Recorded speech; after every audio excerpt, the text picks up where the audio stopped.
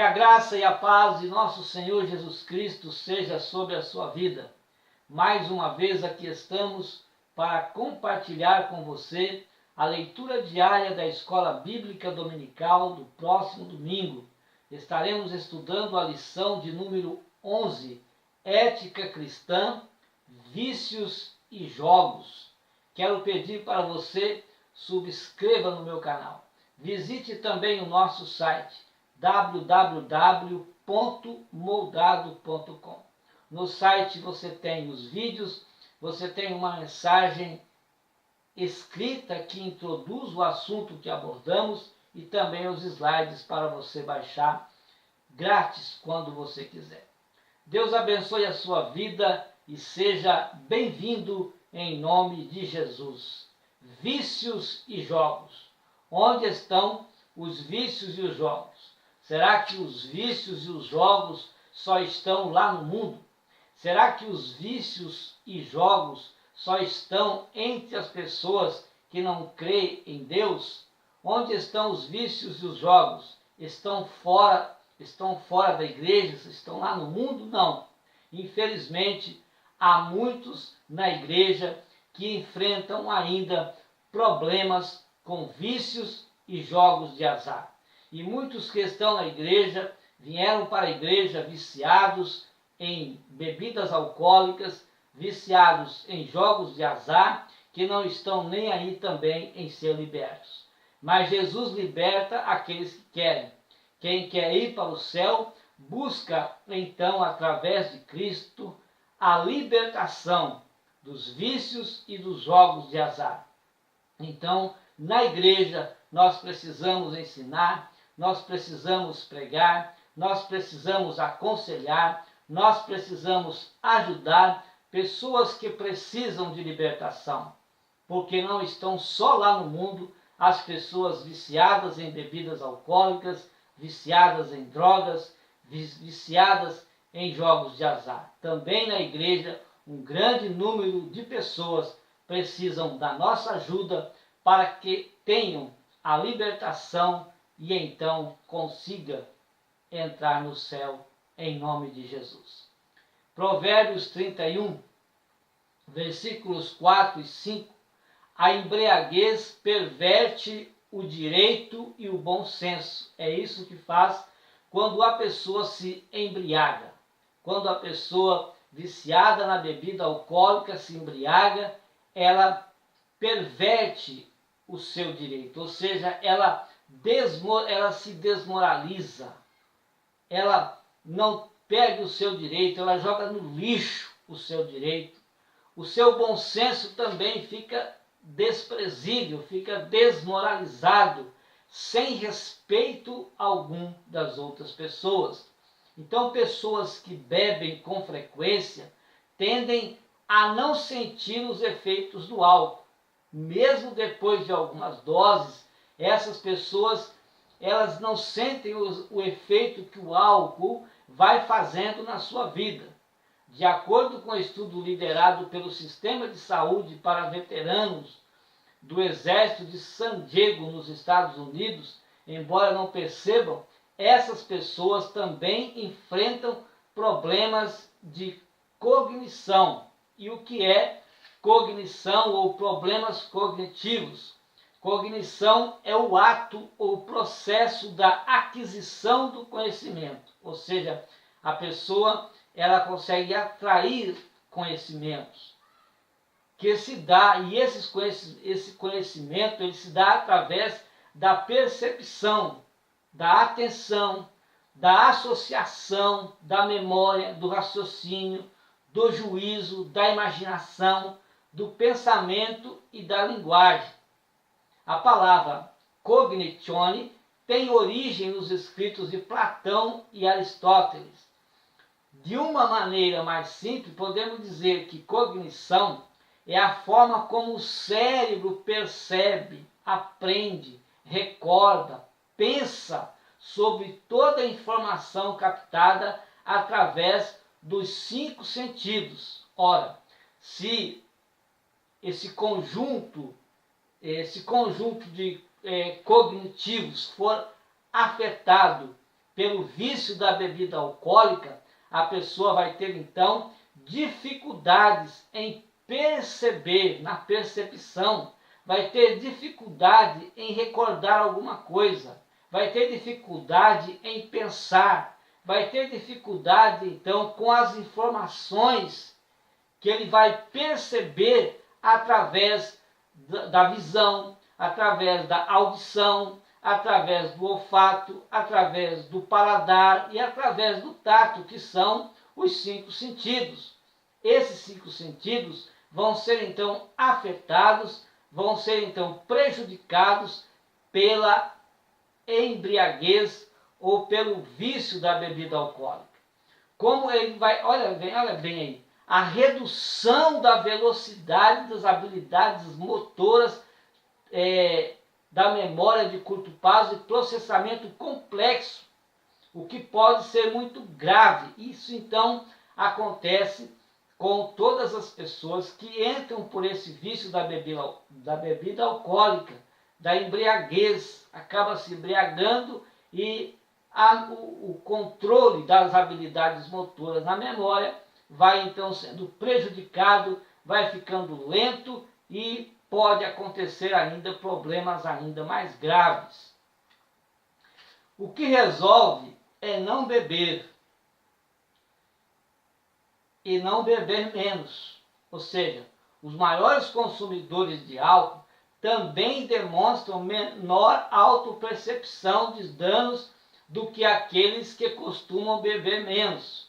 Ou seja, tanto um como o outro vão ter problemas perceptivos, vão ter a sua memória, vão ter o seu cérebro, vão ter as suas atitudes prejudicadas porque bebeu. Ou se bebeu mais ou se bebeu menos, ele vai ter problemas. Então, beber menos não vai resolver nada.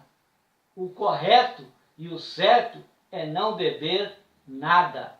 Podemos resultar, isso pode resultar também no comportamento mais arriscado, quando as pessoas ficam bêbadas. Aí ele perde mesmo o direito e ele perde mesmo o bom senso. Em geral, existe uma crença por aí de que quem está acostumado a beber, quem bebe muito, pode lidar com o álcool e com outras tarefas diárias comuns sem ser afetada pelo consumo. A moral da história é que a tolerância ao álcool não é igual em todas as atividades e não oferece segurança nenhuma. Ou seja, essa coisa de que a pessoa pode beber o álcool, pode beber bastante, e nenhuma tarefa, porque ele é acostumado, e as tarefas que ele faz, tudo que ele faz, as suas atividades não vão ser prejudicadas, isso é conversa, porque sempre ele vai se prejudicar quando ele ingere álcool, quando ele bebe o álcool, quando ele bebe bebidas alcoólicas. Então, e outra coisa, tolerar o álcool não é como tolerar outras atividades, porque o álcool sempre vai trazer problemas perceptivos no cérebro, onde coordena todo o nosso corpo, e as pessoas vão ter problemas com isso também. Na verdade, pode levar a pessoa a julgar-se capaz de realizar tarefas mais complicadas e procurando a pessoa, então, fazer com que as suas atividades, as mais complicadas, seja feita por ele, porque agora ele é capaz. Não, ele está cheio do álcool, a cabeça dele está dominada pelo álcool, e ele quer então, através, fazer tarefas mais complicadas. E o que acontece? Acontece que essas pessoas são ainda mais prejudicadas devido ao álcool. Provérbios capítulo 31, versículo 4 e 5 diz: não é próprio dos reis, ó Lemuel, não é próprio dos reis beber vinho, nem dos príncipes o desejar bebida forte, para que bebendo se esqueçam da lei e pervertam o direito de todos os aflitos. Primeira carta de Paulo aos Coríntios, capítulo 6, versículo 10, diz que os viciados não herdarão o reino de Deus. Um vício é uma doença física, psicoemocional, ou seja, a emoção da pessoa é prejudicada através da sua mente, de acordo com a Organização Mundial de Saúde. No sentido tradicional, é uma dependência, é quando a pessoa depende de alguma substância, atividades ou relacionamento, que nós chamamos também de codependência. Ou seja, a pessoa viciada é uma pessoa sempre dependente de alguma coisa. Aceita também como vício qualquer atividade que o indivíduo não é capaz de controlar. Qualquer atividade que ele não consegue controlar é porque ele está viciado e pode levar a comportamentos, por isso psicoemocional, a comportamentos compulsivos que prejudicam a sua qualidade de vida, porque o seu comportamento vai ser prejudicado. Ele vai ter comportamentos anormais devido ao vício, e isso conforme o vício dele. Pode existir vício, e os mais comuns, os vícios mais falados e mais comuns é o vício em sexo, jogos, pornografias, televisão e as novas tecnologias que trouxeram ainda hoje outros vícios que as pessoas entram e acabam tendo mudança de comportamento.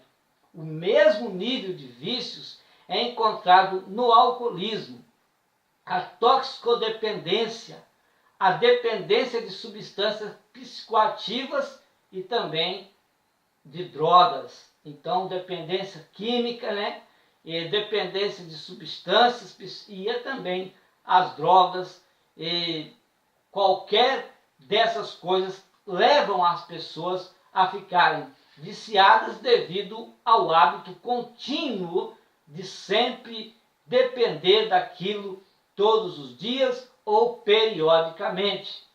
Então, os viciados não herdarão o reino de Deus, porque depende sempre de uma coisa e sempre acaba esquecendo de Deus. E quem está com Deus não entra por este meio, por esses hábitos que vêm a prejudicar o seu corpo, que vêm a prejudicar a sua vida espiritual.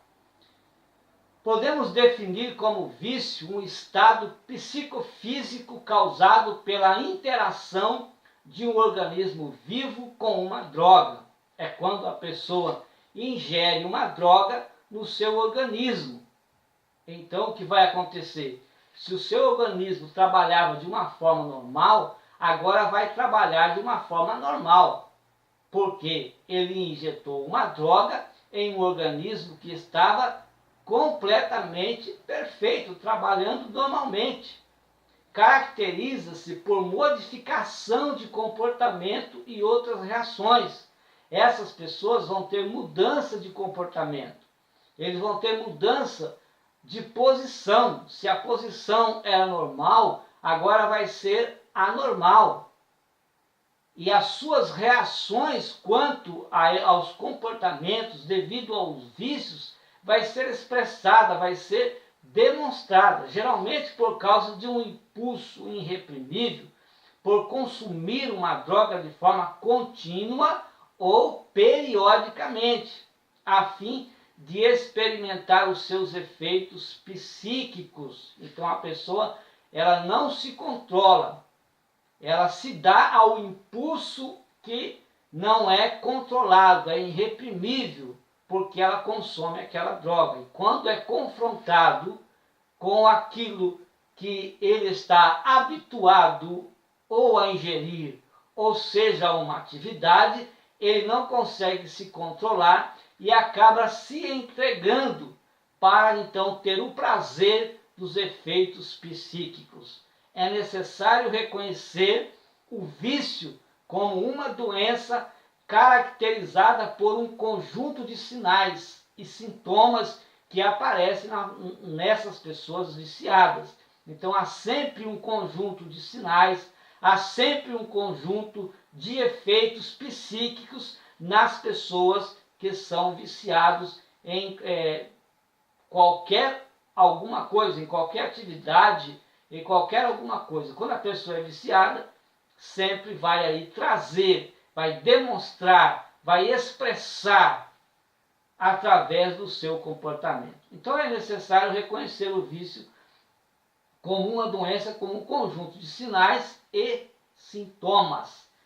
E esses sintomas, eles trazem, os sinais e os sintomas trazem alguns fatores biológicos, fatores genéticos, fatores psicológicos e fatores sociais. O vício, ele é progressivo, ou seja, a doença ela vai persistindo ao longo do tempo e vai aparecendo o quê? As mudanças físicas, mudanças emocionais, mudanças sociais, e elas são cumulativas e progridem enquanto a pessoa vai continuando naquele hábito. Vício geralmente causa morte prematura através de complicações orgânicas que envolvem o cérebro, envolve o fígado, o coração e outros órgãos. Isso dependendo do vício em que a pessoa está presa, e contribui para a ocorrência de suicídio, homicídio, violência, abuso, estupro ou abuso sexual, acidentes e outros eventos traumáticos que acontecem ou com a pessoa individualmente ou no âmbito familiar. Jeremias capítulo 17, versículos de 5 a 7, diz que as Escrituras condenam o colocar toda a confiança no ser humano. As Escrituras condenam colocar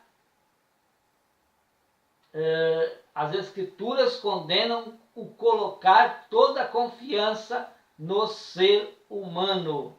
Vamos ver aqui o versículo. Diz assim: assim diz o Senhor, maldito o homem que confia no homem e faz da carne o seu braço e aparta o seu coração do Senhor. Aparta o seu coração do Senhor, porque será como a tamargueira no deserto e não verá quando vem o bem. Antes morará nos lugares secos do deserto, na terra salgada e inabitável. Bendito o homem que confia no Senhor e cuja confiança é o Senhor. Então, confiar em Deus é acreditar no seu amor. Melhor é confiar em Deus. Melhor é confiar no Senhor do que depositar a confiança no homem. É saber que a vontade de Deus, ela é melhor para nós do que a vontade do homem. Deus, ele tem coisas maravilhosas para nós. Quando nós confiamos em Deus, quando nós entregamos nas mãos de Deus todas as nossas preocupações, os nossos sonhos, os nossos planos, o nosso dia, quando nós nos levantamos de manhã, entregamos também o sono quando nós vamos nos deitar, quando nós entregamos a nossa vida, tudo aquilo que nós vamos fazer em detalhes para o Senhor, então nós ficamos despreocupados quando nós acreditamos que o Senhor está realmente à nossa frente. Na vida, poucas coisas nos machucam mais do que ver que a nossa confiança foi traída. Depois de perdida esta confiança, difícil é ela ser recuperada. Porém, Deus nunca nos trairá. Sabe por quê? Porque Deus é fiel. Porém, o homem, ele trai o próprio homem. Então, às vezes, muitas vezes, na maioria das vezes, o homem é decepcionado porque ele acredita e coloca a sua confiança no homem, e a sua confiança ela acaba sendo traída. Se a nossa confiança está em Deus, teremos certeza que estamos seguros. Por quê? Porque Deus não falha. Podemos confiar no Senhor, porque Ele é eterno e Ele não muda. Tudo falha. Os amigos falham, a família falha, o dinheiro falha, o poder é falho, a saúde é falha também, mas Deus nunca falha. Só em Deus nós podemos ter uma confiança 100%. Só em Deus podemos ter uma confiança total, porque Ele é o Senhor da nossa vida. Quando confiamos nele, Ele age ao nosso favor. Ele protege a nossa vida. Ele nos dá força para nós superarmos todas as dificuldades. Ele transforma nossas vidas e nos dá vitórias em meio às lutas, em meio aos problemas, em meio às dificuldades. Quando confiamos em Deus e não no homem, nós então não nos decepcionamos. No primeiro livro de Samuel, capítulo 2, versículo 6, também conforme escreveu a sua carta aos Efésios, o apóstolo Paulo, capítulo 5, versículos 29 e 30, diz que o Senhor Ana disse assim, quando agradecia a Deus, ela disse, o Senhor é o que tira a vida e a dá, faz descer a sepultura e faz tornar a subir dela. Paulo disse assim, porque nunca ninguém odiou a sua própria carne, antes ele a alimenta e sustenta, como também o Senhor alimenta e sustenta a igreja, porque somos membros do seu corpo, da sua carne e dos seus ossos. Maltratar o próprio corpo é ultrajar, é aborrecer o Senhor da vida. No Antigo Testamento, o templo era o lugar onde o povo se reunia para ter comunhão com Deus. Para ter comunhão com Deus, então os homens iam ao templo e para ter comunhão com o Senhor. O Senhor manifestava a sua glória no templo, um lugar especial onde Deus se revelava às pessoas. Quando Jesus morreu e ressuscitou, ele abriu caminho para que todos tenham contato direto com Deus. E agora o homem, cada crente, cada servo de Deus, pode buscar a presença direta de Deus, sem mesmo precisar ir ao templo, na sua casa, no seu quarto, no seu trabalho, andando, enfim, em todo tempo você pode estar em contato com Deus, buscando sempre a presença de Deus. Então, cada crente se tornou agora o templo de Deus, onde Deus pode manifestar a sua glória. Que coisa gloriosa! Agora você é o templo de Deus. Deus habita na sua vida e Ele manifesta a sua glória dentro de você. É por isso que nós sentimos a presença de Deus. É por isso que nós nos alegramos com o Senhor. O corpo de Cristo é a igreja de Jesus, é a noiva de Jesus, a noiva amada de Jesus. Jesus é a cabeça deste corpo glorioso. As várias partes deste corpo constituem a igreja. Jesus disse, eu edificarei a minha igreja. Então, que é a esperança?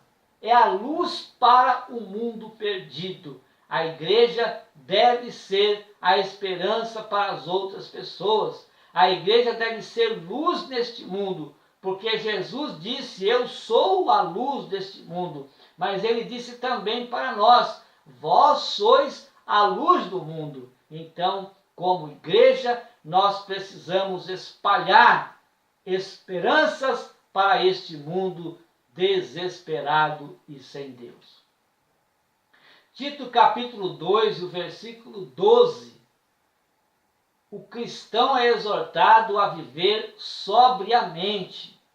Uma pessoa sóbria é uma pessoa normal, que pensa normal, que raciocina normal, porque ele é sóbrio, ele não tem problemas, ele não tem dificuldades em pensar, em raciocinar.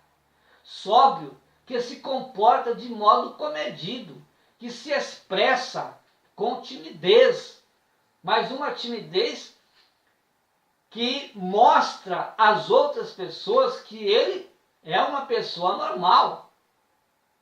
E é uma pessoa também uma pessoa séria, que não exibe suas qualidades. Ele não anda por aí tocando trombeta, mas através dos seus atos, da sua vida normal. Ele é uma pessoa sóbria, uma pessoa que vigia, que se comporta de maneira serena.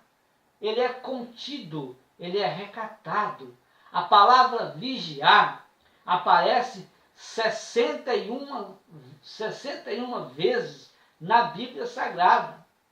Quando a pessoa está em vigilância, é porque está sóbria. Então a palavra vigiar significa permanecer. Veja lá, a palavra sóbrio, já falei sobre o significado de sóbrio. Agora veja o significado da palavra vigiar. Permanecer acordado, estar alerta, sóbrio, ao contrário de estar dormindo e inconsciente. Então aquele que é sóbrio, ele está sempre vigilante para que ele viva uma vida tranquila. E a pessoa que está vigilante é porque ele é uma pessoa sóbria. O arrebatamento da igreja, que é a nossa bem-aventurada esperança, pode ocorrer a qualquer momento. E os sóbrios, os que estiver em vigilância quanto a isso, subirão para o céu. Devido a isso, não deveríamos estar dormindo espiritualmente, mas sim ser cristãos sóbrios, cristãos vigilantes. Há pelo menos 6 coisas importantes que o cristão deve vigiar. Vamos ver? Vigie o que você pensa, vigie o que você vê, o que você ouve, o que você faz e também vigie onde você vai. Muitos cristãos não conseguem levar os seus pensamentos presos no Senhor. Não conseguem estar sempre com o Senhor na sua mente. São dominados por pensamentos negativos e pensamentos que influenciam a sua atitude. Porque aquilo que você pensa, aquilo que você raciocina, acaba você demonstrando através das suas atitudes. Eventualmente você se torna aquilo que você pensa. Ao primeiro sinal de maus e negativos pensamentos, nós devemos fazer o quê? Recusar esses maus e negativos pensamentos, rejeitá-los, preenchendo nossos corações, enchendo as nossas vidas, a nossa mente da palavra de Deus, de coisas boas também, com o que é bom, com aquilo que é positivo, com coisas otimistas. Vigie também o que você vê, o que Jesus quer que vejamos, o que Jesus quer que nós vemos. Certamente, Jesus não quer que nós vejamos a sujeira, o lixo deste mundo, mas Jesus quer que nós vemos aquilo que vai ajudar na nossa vida espiritual, aquilo que vai edificar, aquilo que vai nos ajudar a crescer espiritualmente, que vai fortalecer a nossa fé. Vigie também o que você ouve. Vivemos em uma sociedade que constantemente é bombardeada por músicas barulhentas, por músicas irritantes, com linguagem obscena, abuso verbal, fofocas, maldições nas músicas. E devemos habitualmente filtrar aquilo que nós ouvimos e rejeitar tudo que é anti-Deus, tudo que é antibíblico. Vemos até vingança que trazem, e não só as músicas que são compostas, né? Que tem a composição de homens que não têm Deus, não. Muitos cantores gospels estão trazendo nas suas canções a vingança, maldições, enfim. São pessoas que trazem mensagens antibíblicas. Então devemos filtrar tudo aquilo que nós ouvimos. Devemos prestar mais atenção ao estudo da palavra de Deus. Porque quando você presta atenção ao estudo da palavra de Deus, ou quando você estuda a palavra de Deus, você então vai ter esse conhecimento. Aquilo que você ouve vai ser filtrado. Aquilo que você vê também vai ser filtrado. Então, nós devemos ouvir, sabe o quê? O grito dos pobres necessitados, os solitários e aqueles que estão perecendo sem salvação. A esses gritos nós devemos ouvir e levá-los então uma mensagem de salvação, uma mensagem de ajuda, uma mensagem de bênção para estas pessoas. Vigie o que você fala e vigie o que você faz. Se nós não tivermos cuidado com aquilo que nós dizemos, sempre nós vamos trazer mal. Ou seja, se nós não vigiarmos naquilo que nós dizemos, vamos sempre trazer mais mal do que bem. Por quê? Porque nós não estamos vigiando aquilo que nós falamos. E o que nós falamos deve ser vigiado, para você não trazer mal. Temos que tornar um hábito, pensar antes de nós dizermos algo que vai ser sensível. Então pense antes de falar qualquer coisa. Às vezes a boca, ela costuma ser mais rápida do que a nossa mente. Então, por isso é preciso pensar. Vigie também o que você faz. 1 Coríntios 10:31. Somos salvos pela graça mediante a fé em Cristo. Mas depois da salvação, a nossa profissão de fé cristã, ela é apoiada pelas obras. E por isso devemos vigiar o que nós estamos fazendo. De todas as pessoas, os cristãos devem ser campeões de boas obras. Não importa quantas vezes dizemos, quantas vezes você confessa o seu cristianismo, as pessoas querem ver a diferença. E eles só poderão ver a diferença no seu comportamento, no seu falar, no seu ver.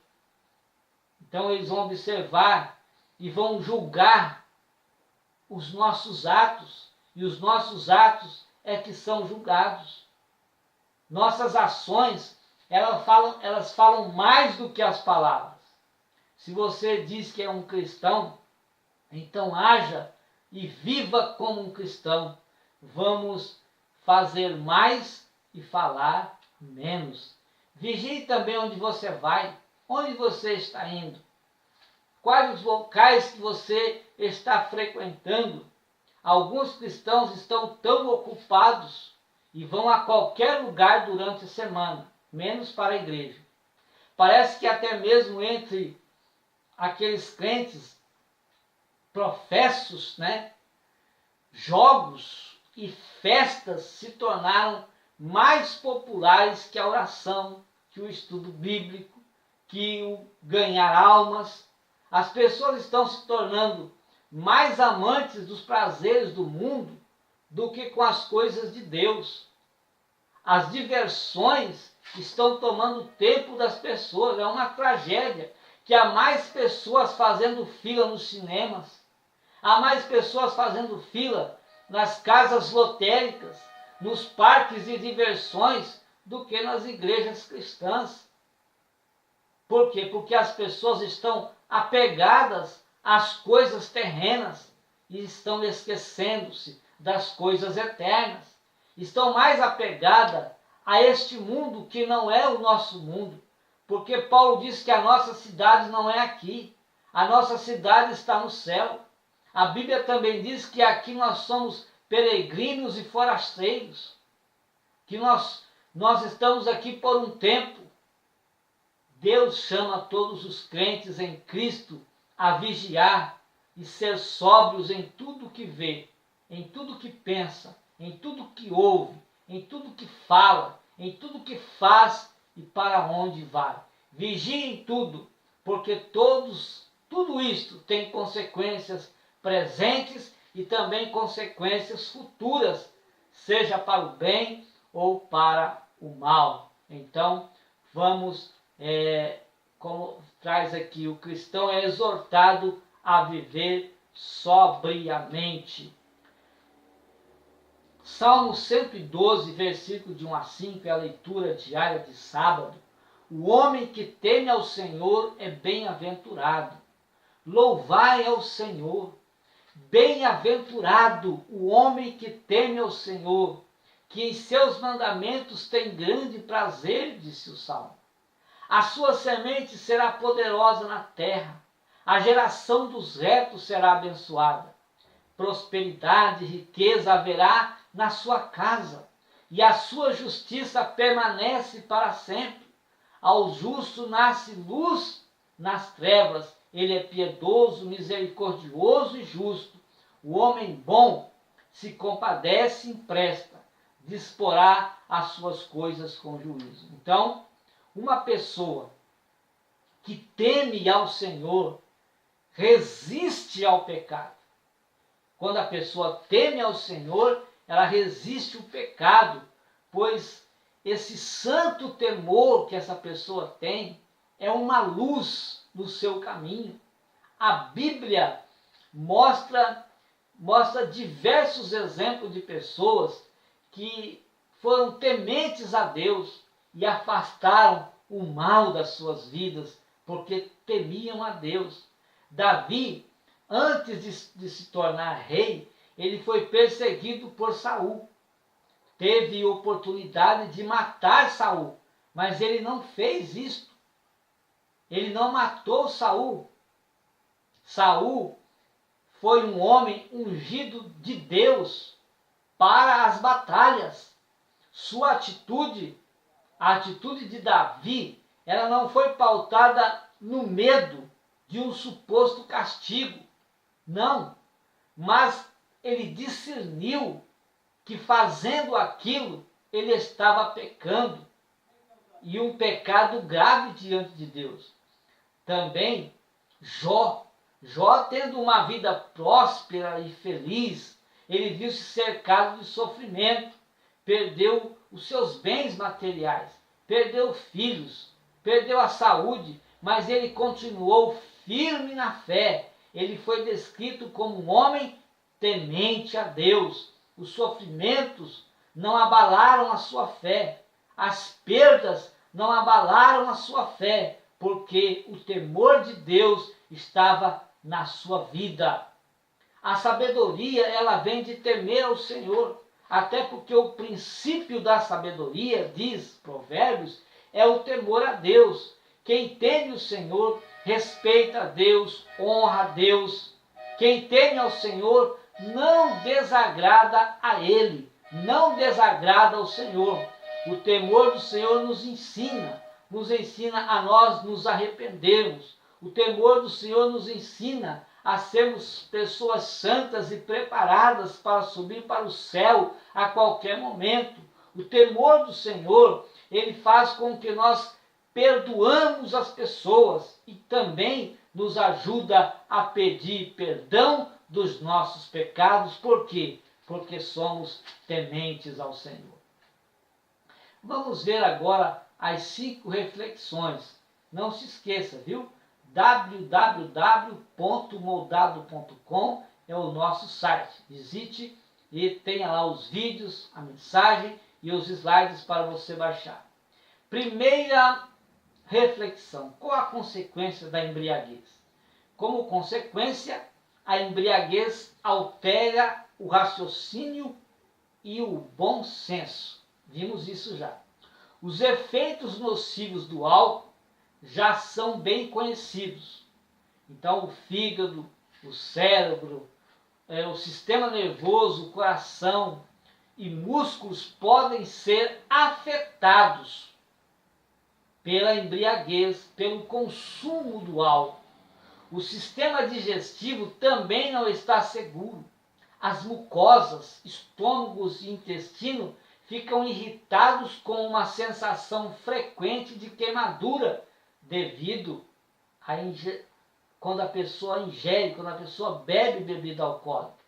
Essa substância psicoativa atua no cérebro de forma semelhante à maconha e outras drogas. O cérebro fica saturado e perturbado com estas drogas. Ele sai de uma posição normal e entra em uma posição anormal. Não é uma pessoa sóbria. Problemas recentes envolvem reflexos. Por exemplo, os problemas eles vão envolver o reflexo. A pessoa perde o reflexo de tudo, não sabe o que está acontecendo à sua volta, a visão da pessoa. A pessoa fica desequilibrada, o seu equilíbrio fica debilitado, perda de memória, a pessoa perde, não sabe o que fez, não sabe o que falou, não sabe de nada. Então também a embriaguez ela está relacionada com 40% das mortes nas estradas, 25 a 35% dos acidentes são fatais, 64% dos incêndios e queimaduras, isso tudo devido à embriaguez, ao álcool, 48% dos casos de hipotermia, 40% das quedas fatais, além de 50% dos homicídios, isso tudo causado pela embriaguez ou porque a pessoa ingeriu álcool. As drogas causam alteração no organismo, é a segunda reflexão. Que alterações são essas? Sim, as drogas causam alterações no organismo. Elas afetam também o funcionamento do coração, do fígado, dos pulmões e até mesmo do cérebro. Existem pelo menos 3 tipos básicos de ações nas drogas quando a pessoa ingere no organismo. Então, o primeiro tipo são os estimulantes, depois as drogas depressoras e as drogas perturbadoras. Os estimulantes como cocaína, maconha e crack, as depressoras como álcool e medicamentos para dormir, as perturbadoras como o LSD e outras drogas pesadas. Se é estimulante, é alguma coisa que provoca agitação, a pessoa fica agitada, se perturba, perde o sono, emite tremores. Se é uma droga depressora, sonolência, a pessoa perde os reflexos de tudo. E se é uma droga perturbadora, a pessoa fica alucinada. Então existem diferentes formas de reação no organismo a essas drogas. Mas existe alguma coisa em comum: a possibilidade de provocar dependência. Então a pessoa sempre vai depender dessas drogas. O indivíduo passa a depender de todas essas drogas para poder viver. Terceira reflexão: o que motiva a sedução dos jogos de azar? A sedução dos jogos de azar ocorre pela esperança da pessoa obter um lucro mais fácil, um lucro instantâneo. As pessoas são atraídas pela ilusão de ganhar dinheiro rápido e fácil, sem o esforço do trabalho. É falta de fé, falta de confiança em Deus. Quando isso se torna um problema, então é chamado de ludomania. Com a ludomania, há uma compulsão pelo jogo. Mesmo que a pessoa esteja ciente das consequências negativas ou prejudiciais e possa querer parar, mas ela é sempre atraída por esses jogos, porque já é uma pessoa viciada nos jogos de azar. As pesquisas agora dizem que 5% da população tem vivenciado problemas com jogos. Existem dois tipos principais de problemas de jogo: o compulsivo e o ocasional. O compulsivo, que é o ocasional, né? A pessoa sempre por ocasião, mas sempre que defronta com algum tipo de jogo, ele não perde, ele entra ali porque ele criou o hábito. E também o patológico atua de forma consistente, com preocupações a respeito do jogo e sempre procura continuamente estar nesses jogos de azar, mesmo quando não estiver jogando, está preocupado. Perca de relacionamento é um dos problemas mais graves dos jogos de azar. A pessoa começa a perder os relacionamentos, perde a amizade, né, a confiança dos amigos, perde a confiança da família. Então, um dos primeiros sintomas é a dificuldade de impor um limite ao dinheiro ou tempo de jogo. Ele quer sempre jogar, mesmo não tendo dinheiro. Aí ele não tem a administração do tempo, ele começa a perder o trabalho, perder o horário de chegar em casa. Outro sintoma é o contínuo gasto de tempo e de dinheiro no jogo, apesar das consequências negativas para o jogador, para a sua família e para a comunidade. Ele começa a trazer as consequências negativas para a família, né? Para a comunidade. Os principais sintomas que prejudicam a moral, o respeito e problemas com a sociedade, com a família e com os amigos são as preocupações com os jogos, são as mentiras que as pessoas transmitem no seu falar e nos seus atos, a falta de controle do indivíduo quanto aos jogos de azar. Ele mesmo não tem limite e acaba perdendo tudo. A quarta reflexão: o que os jogos de azar causam no ambiente familiar? Os jogos de azar causam destruições irreparáveis no ambiente familiar. Todo tipo de vício é uma situação complicada. O alcoolismo, o tabagismo são coisas difíceis para serem tratadas no viciado. Porém, os viciados em jogos não é diferente, ele não consegue se controlar e isso vem destruindo famílias inteiras através dos anos. Não só os jogos de azar, mas também os outros vícios, alcoolismo, o tabagismo, enfim, outras atividades que as pessoas começam a depender e trazem para suas vidas como vício e andam por esses vícios. Leva algumas pessoas também a perder tudo. Os jogos de azar levam as pessoas a perder tudo. Perde o carro, perde a casa, depois perde a família, perde a profissão, perde o trabalho, perde tudo em apostas e leva esses indivíduos a uma depressão profunda e alguns acabam se suicidando, prejudicando a convivência com familiares, prejudica a convivência com amigos e até mesmo atrapalha a sua vida profissional, como já disse aqui. Então, uma pessoa honesta não explora o seu próximo, mas conduz seus negócios temendo ao Senhor. É a quinta reflexão e nós vamos ver o Salmo 15. Que tipo de convidado Deus quer em sua casa? Que tipo de convidado Deus quer lá no céu? Em resposta a essa pergunta, dão-se 11 características de uma pessoa honesta. Então, uma pessoa honesta, ela não explora o seu próximo. Uma pessoa honesta conduz seus negócios temendo ao Senhor. Então, nós vamos ver aqui 11.